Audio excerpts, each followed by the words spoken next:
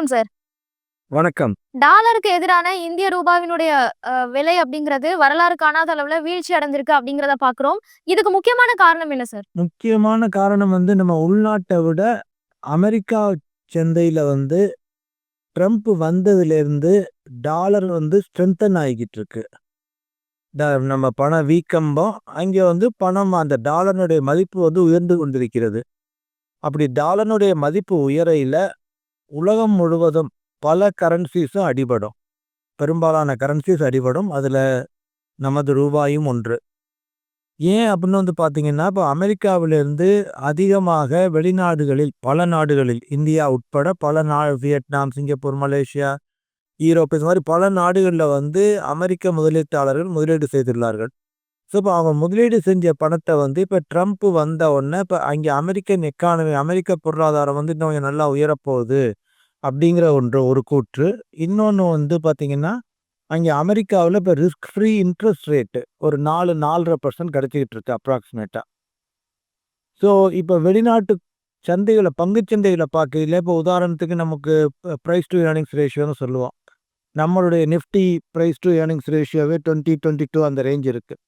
So அது கிட்டத்தட்ட பார்த்தீங்கன்னா அதனுடைய ஈல்டு அப்படின்னு பார்த்தீங்கன்னா நம்மளுடைய இண்டெக்ஸினுடைய ஈல்டுன்னு பார்த்தீங்கன்னா அரௌண்ட் அந்த 4.5-5% தான் வரும். ஸோ இங்கே ரிஸ்க் எடுத்து இந்த 4.5-5% சம்பாதிக்கிறத விட ரிஸ்க் இல்லாமல் 4.5-5% அங்கே சம்பாதிச்சிடலாம் அப்படின்னு சொல்லிட்டு பணத்தை அமெரிக்காவுக்கு எடுத்துகிட்டு போகிறாங்க அமெரிக்க முதலீட்டாளர்கள். ஸோ அதனால் என்ன நடக்குது, இப்போ உங்களுக்கே தெரிஞ்சிருக்கும், நம்ம அக்டோபர் நவம்பர்லாம் இந்திய பங்குச்சந்தையில் கிட்டத்தட்ட 1,00,000 கோடிக்கு மேலே அவங்க விற்றாங்க. கிட்டத்தட்ட அப்ராக்சிமேட்லி ஒரு 1,20,000 crores 2 மாதமும் சேர்த்து. ஸோ இது மாதிரி எடுத்துட்டு பணத்தை இங்கேருந்து எடுத்துட்டு டாலரை எடுத்துட்டு போகையில் ஆட்டோமேட்டிக்காக நம்ம ரூபாயின் மதிப்பு குறையும், டாலரின் மதிப்பு உயரும். இது உலகம் பூரா தற்சமயம் நிகழ்ந்து கொண்டிருக்கிறது. ஸோ மெயின் ரீசன் அஃப்கோர்ஸ் நம்ம எக்கானமியில் ஜிடிபி கொஞ்சம் குறைஞ்சிருக்கு, அதெல்லாம் ஒரு பக்கம் இருந்தாலும் மெயின் ரீசன் உள்நாட்டை விட அமெரிக்காவில் அந்த நாட்டினுடைய பொருளாதாரம் ரொம்ப ஸ்ட்ரென்த்தாக போகுது அப்படிங்கிற ஒரு எதிர்பார்ப்பில் தான் இப்போ ரூபாய் அடி வாங்கிக்கிட்டு இருக்கு. இந்த ரூபாய் அடி வாங்குறதுல ஒரு சின்ன சந்தோஷம் நமக்கு இருக்கலாம். என்னென்னு பார்த்தீங்கன்னா, நம்மளுடைய ஏற்றுமதி உயர்வதற்கான வாய்ப்புகள் அதிகம். ஏன்னா ருப்பி வீக்கன் ஆக ஆக இப்போ 84 ரூபாயிலேருந்து இப்போ அப்ராக்சிமேட்டாக ஒரு 85 ரூபாயில் இருக்குன்னு வச்சுப்போம். அப்படிங்கையில் நம்ம இன்னும் வேர்ல்டு மார்க்கெட்டில் நம்ம இன்னும் காம்படிட்டிவ் ஆகும். ஸோ ஒரு கெட்டதில் நல்லது அப்படின்னு பார்த்தோம்னா நம்மளுடைய ஏற்றுமதி உயர்வதற்கான வாய்ப்புகள் அதிகம். இப்போ ஃபாரின் இன்வெஸ்டர்ஸ் எல்லாமே இங்க சேல் பண்ணிட்டு போனதை நீங்க குறிப்பிட்டீங்க. இப்போ இந்த ரூபாயினுடைய விலை வீழ்ச்சி அடைஞ்சிருக்கு. இனிமேல் அவங்க இந்தியால முதலீடு பண்றதுக்கான வாய்ப்புகள் இருக்கா? இந்தியன் மார்க்கெட்ல இது எப்படி இம்பாக்ட் கிரியேட் பண்ணும் சார்? இப்போ இந்தியன் மார்க்கெட் பார்த்தீங்கன்னா, இப்போ இவங்க எடுத்துட்டு போனதுனால பல்வேறு காரணங்களுக்காக, ஒன்று இப்போ சைனா இதை இந்தியாவோட அட்ராக்டிவாக இருக்குன்னு எடுத்துகிட்டு போனாங்க. அதற்கு அடுத்தாற்போல் இப்போ ட்ரம்ப் வந்துட்டாருன்னு சொல்லி அங்கே அமெரிக்காவுக்கு நாங்கள் பணத்தை எடுத்துகிட்டு போகிறோன்ட்டு எடுத்துகிட்டு போகிறாங்க. இது மாதிரி பல்வேறு காரணங்களுக்காக கடந்த 2 மாதத்தில் பார்த்தீங்கன்னா இந்திய பங்குச்சந்தை கிட்டத்தட்ட ஒரு 10% வரைக்கும் டவுன் ஆச்சு. அதுலேருந்து இப்போ உச்சத்துலேருந்து நான் சொல்கிறேன். இப்போ கரண்ட்டாக பார்த்தீங்கன்னா கொஞ்சம் மேலெழும்பி ஒரு 7% டவுனில் இருக்குது அப்ராக்சிமேட்டாக. ஸோ இப்போ வெளிநாட்டு முதலீட்டாளர்கள் வித்துட்டு போகையில் உள்நாட்டில் தாக்கம் ஏற்படும், சந்தை குறையும். நம்ம மொத்த மியூச்சுவல் ஃபண்ட் முதலீட்டாளர்கள், பங்குச்சந்தை முதலீட்டாளர்களுக்கு அவங்களுக்கு உண்டான லாபம் குறையும். ஆனால் இது என்னென்னு பார்த்தீங்கன்னா, இது சந்தையில் நிகழ்ந்து கொண்டே இருக்கக்கூடிய ஒன்று. சந்தை ஒரே பக்கமாக போச்சுன்னா தான் எல்லாரும் அதில் முதலீட்டாளர்கள் ஆயிடுவாங்க.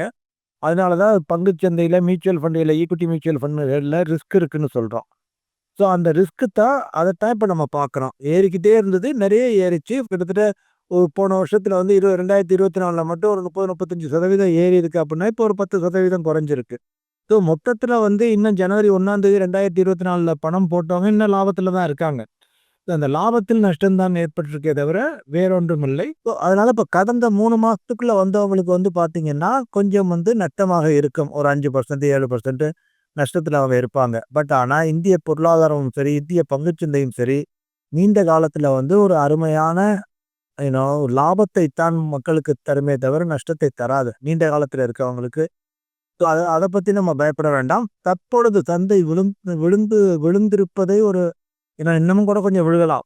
நோ ஒன் ரியலி நோ எக்ஸாக்டாக எவ்வளோ விழுக போகுதுன்னு. பட் ஆனா இந்த வீக்னஸை பயன்படுத்தி சந்தை கொஞ்சம் இறங்கி இருக்கிறத பயன்படுத்திக்கிட்டு மக்கள் வந்து தங்களுடைய முதலீட்டை வந்து பெருக்கிக் கொள்ளலாம், அதிகப்படுத்திக் கொள்ளலாம். கொஞ்சம் இப்போ நீங்கள் எஸ்ஐபி போடுறாங்கன்னா எஸ்ஐபி கொஞ்சம் கூட்டிக்கலாம். பல்க் போட்டுக்கிட்டு இருக்காங்கன்னா அதில் கொஞ்சம் இன்க்ரீஸ் பண்ணிக்கலாம். அது மாதிரிலாம் அவங்க வந்து இந்த சந்தை இறக்கத்தை வந்து தங்களுக்கு வாய்ப்பாக பயன்படுத்திக் கொள்ளலாம். அதே மாதிரி இந்திய ரூபாவினுடைய மதிப்பு குறையும் போது எல்லாமே தங்கத்தினுடைய விலையில அது இம்பாக்ட் கிரியேட் பண்ணுமா அப்படின்னு தான் எல்லாருமே கவனிக்கிறோம்.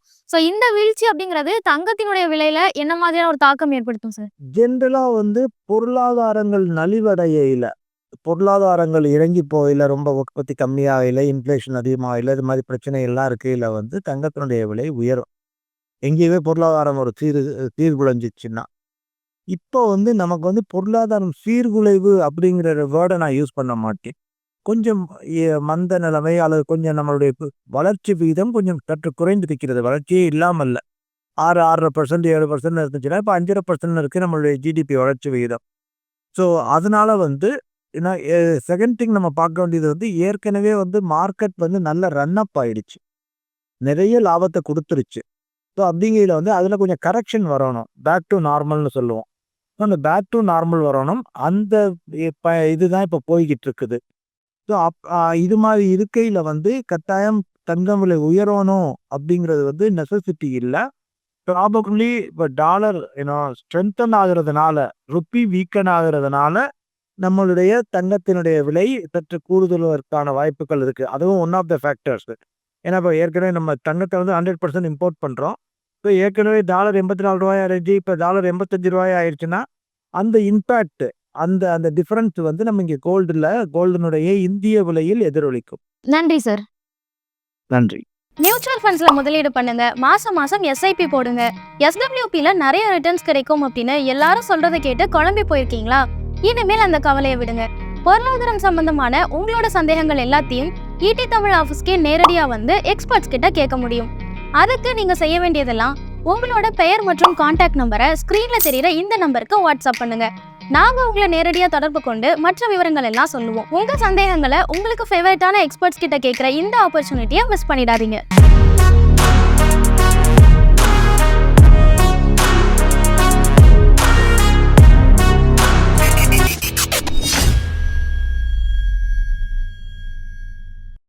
மேலும் ஈடி தமிழ் சேனல்ல வரப்போகும் பிசினஸ் மற்றும் அது ரிலேட்டடான வீடியோவை பார்க்க உடனே கீழே இருக்க சப்ஸ்கிரைப் பட்டனை கிளிக் பண்ணுங்க.